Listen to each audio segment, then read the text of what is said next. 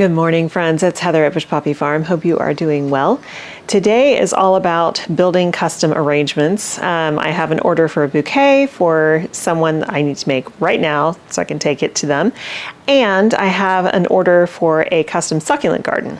So let's see what kind of fun ingredients we can come up with to put these two together.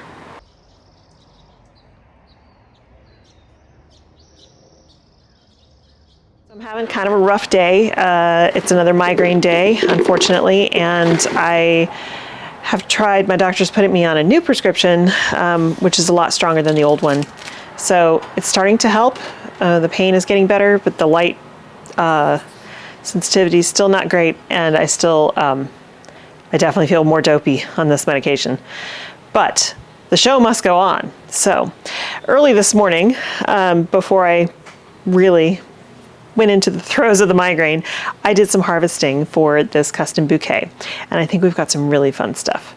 So in this bucket is everything for the bouquet. We've got some cotoneaster here. We've got some western sword fern. These light little frilly pieces are the flower stems from heuchera. And then we have these beautiful white centranthus and these gorgeous stems of Joseph's Coat roses. So like, yes, this one's very open, but look at all, it's got like 8 buds around it. So I've got multiple stems like that. And then finally, we've got the last of the freesia, which I think is a beautiful combination with those two. So let's get this going and see what we can come up with. It's always fun to build these bouquets because they are special gifts from one person to another, and you know, it means something to me. I take pride in doing them. So I think with these ingredients we can come up with something really, really pretty. I'm gonna get started.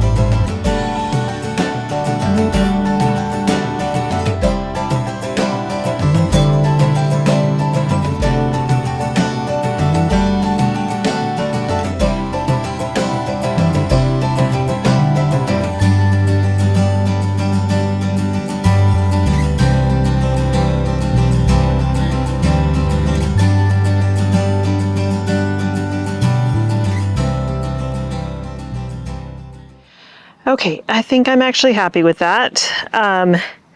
We've got lots of roses that haven't even opened yet, so these areas here will get super full with these roses over the next couple of days, which will be really nice. The centranthus is a nice pop of white for it, and I love the texture that these ferns bring. And of course, the freesia makes it smell really good. Okay, so I'm gonna go take this, deliver this. I need to make the card first, and then we'll come back and we'll work on that succulent garden. Welcome back to the greenhouse. It is definitely a very warm day. Very different from the last time I was in here where it was cold and I had to wear a jacket. So I am going to be working on putting together a succulent garden for someone who ordered one for Mother's Day for their mom. So this is a medium-sized one. This is the bowl I'm going to be using.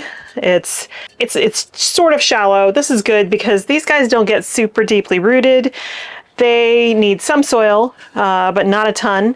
And if you have too much, like too deep of a pot, then all of the water can kind of congregate down there if it's not well draining enough, and then that can get sucked up by the roots, and then they can actually rot. So it's kind of better to have a more shallow container. So I've got a selection of things here. Not all of them have a label. And I'm just gonna have to play around and see. I wanna really pack this pot as much as I can.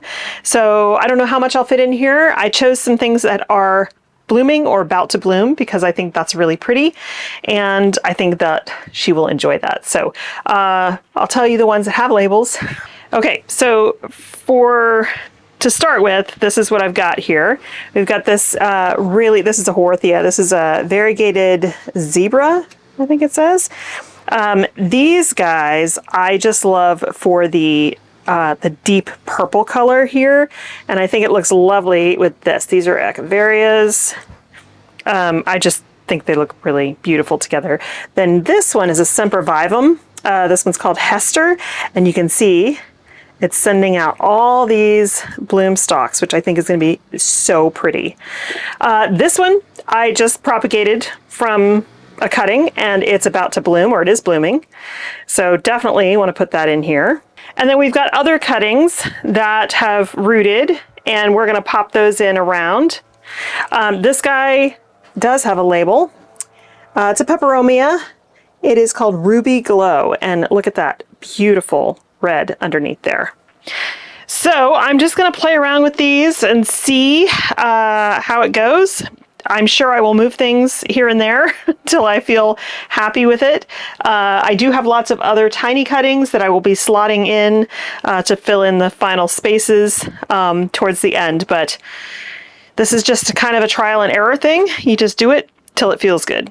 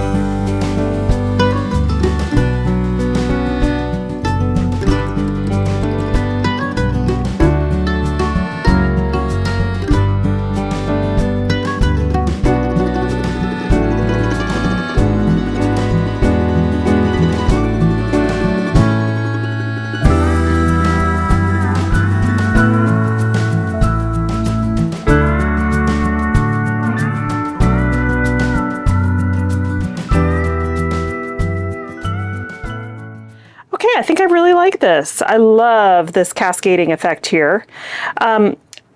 She's not gonna pick this up till Tuesday, which is almost a week from now. But the reason I did it early is that I want these guys to have time to really settle in, to start to root in well.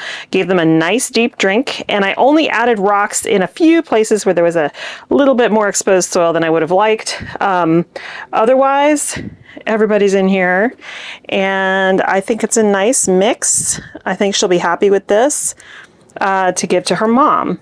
Okay, so just a few other small jobs to do today because I'm still feeling pretty horrible. But we still have some succulents left over. This is it. This is all we've got left. It looks like a lot, but compared to what we had, it's not. And I still have a couple of containers I need to fix This one right here, this guy's fine, but this one needs to come out. I will cut this off and make it a little baby and let it root in, but I want to kind of really fill up this container. And then this guy needs to be potted up into an actual pot, not just staying here in this plastic container. So I need to do those too. And this is the next zinnia succession. These are dahlias right here from seed, and that's basil, which is still really far behind. And then we've got some didiscus back there. These guys are getting close. I am going to start hardening them off soon because I do want to just start loading up, getting everything out at the farm. This is another round of marigolds since the last ones all died or got eaten. So these guys, it's been slow germination, because I turned the heat off in here a couple of weeks ago, and so, not germination, slow growth. And so it still gets cold at night in here. These guys are okay with that because it's not freezing temperatures, but it is slowing them down a little bit. But this week, it's gonna be, like today we are 82 degrees Fahrenheit. We're gonna get cold again over the weekend, but it's having these like stretches of warm weather will really help these guys start shooting up and getting bigger so that I can go ahead and transplant them out. This is the tray that we direct sowed of that scatter seed. There's the Midnight Mix in the back, and then this front half is, I think, the Moon Garden mix. So I do want to get these guys out soon. Basically, all I do to water them is I just fill the tray at the bottom, and you can see all the roots coming out the bottom there. I let the soil, there's a very thin layer of soil there, soak it all up, but they won't be good to go for very much longer. Though I am going to need to cut up little chunks of those and put those out in shade garden areas. These are two peppers that have overwintered 2 years now in the greenhouse. They go out in the summertime, but look, this one's already got fruit on it. This is the nice thing about overwintering peppers. They take a really long time to grow. This one's gonna get a lot of fruit, but I would like to put this guy in the ground this year. So I need to start hardening them off so that, I mean, they got ravaged by bugs, but it's fine. They're putting on lots of new green growth. Anyway, yeah, these guys I'd like to get in the ground this year. So all the baby peppers are out over there on that table hardening off right now. And in the next couple days, they'll be ready to go out.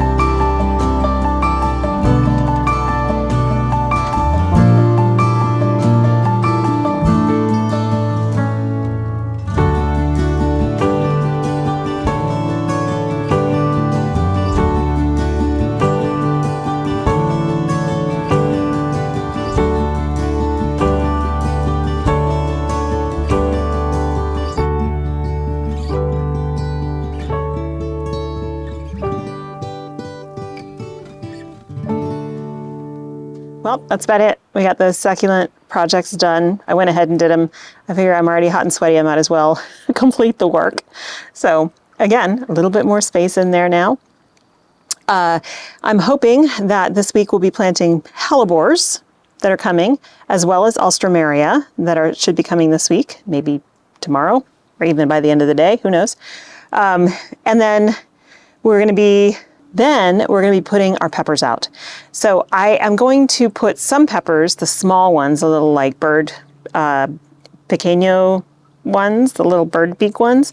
I'm going to put those in the green stalk by my bedroom, the pink one that has a bunch of lettuce that's about to bolt. I'm going to harvest that so we can eat that. It's also got kale and stuff, and it's just getting too hot for it. So I'm going to pull all that out, and we're going to put the small peppers in there, and we'll put the bigger peppers out in the garden. So we'll be doing that tomorrow or the next day. Thanks so much for hanging out with me, you guys. I hope you have a wonderful time in your garden, and I will see you in the next one. Bye.